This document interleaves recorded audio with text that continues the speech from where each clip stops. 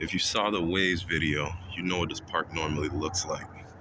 So this is what I was talking about when I said the rocks are here to prevent the flooding from hitting the road. But on that note, I want to talk about subtractive habits. I'm coining this term. I have not heard any professional psychologists or any other mental scientists denote this term, but I'm coining it. Give me my fucking credit. That's all I ask. No Got Better TV. You could hit me on the email if you want my official name and you want to do an interview. I'm coining this term. It's called subtractive habits. What are subtractive habits? Subtractive habits are the habits of taking something out of your life. And the reason I'm discussing the power of subtractive habits is because I believe focusing on that is more important than creating a new habit. You hear these books, the Charles Duhigg book, I think it's called The Power of a Habit or something like that. I forget what it's called, but you guys in this self-improvement space know what I'm talking about. Habits, subtractive habits, I think are more powerful than trying to add habits or compound habits, because often what's in the way of stacking a positive habit is a negative habit.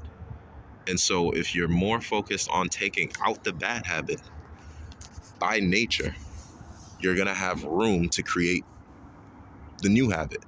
But you won't have that room to create the new habit as long as you indulge in the old habit. So I think it's kind of backwards the more I think about like how I've stacked positive habits in the last couple of years.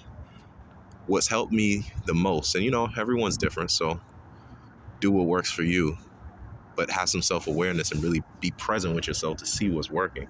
Check in on a day-to-day and then a week-to-week and then a month-to-month basis. If you're doing the same habits month after month, you get off something for a day or a week, but you can't do it for a month or two. It's not really working, clearly. So what you need to do is try something different. And if you haven't tried this, then this is my suggestion to you. Try focusing on taking out a negative habit more than focusing on adding a good habit. And let the absence of the negative habit create the room for new habits. Because it's not that you don't know what you need to do. Everyone knows what they need to do. You need to lose some weight. You know you're supposed to eat a little less. You know you're supposed to do some intermittent fasting. You know you're supposed to cut down on the carbs and up the intake of protein. You know you're supposed to do some more exercise. You know you need to get more sleep. You know all the things you need to do more times than not, especially if you have access to a cell phone or internet. In this day and age with YouTube, we're in the age of information and technology. There's no reason you don't know what to do. It's just that you won't commit to doing it. And the reason you most likely won't commit to doing it is because there's some bad habit that's in the way. So, in my opinion, I don't have any scientific research, but I am coining the term. Give me my credit. I'm telling you, when this shit goes viral, from some psychologists seeing this, give me my fucking credit. I can't say it enough.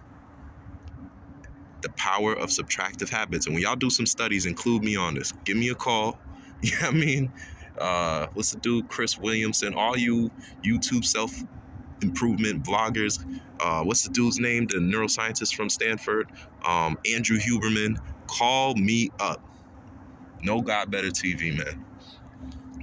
I guarantee you focus on the power of subtractive habits, and you'll start seeing some scientific confirmation that is a more effective way of optimizing someone's life for improvement than just focusing on a sheer addition of a habit. Because more than likely, you subtract the bad habit, you're going to add a good habit. And just try it. I cut out smoking weed, and I was going to the gym around 3 times a week, and then I started going 4, 5, 6 times a week. So yeah, I got a lot of examples like that, but I think it's more important just discussing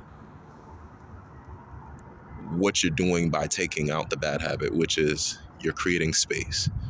And once you create that space, you're going to know I'm not going to consciously insert a new bad habit, because the whole point of you taking out the old bad habit was to create space for a good habit. So you're more than likely going to input a good habit. And that's the whole point here.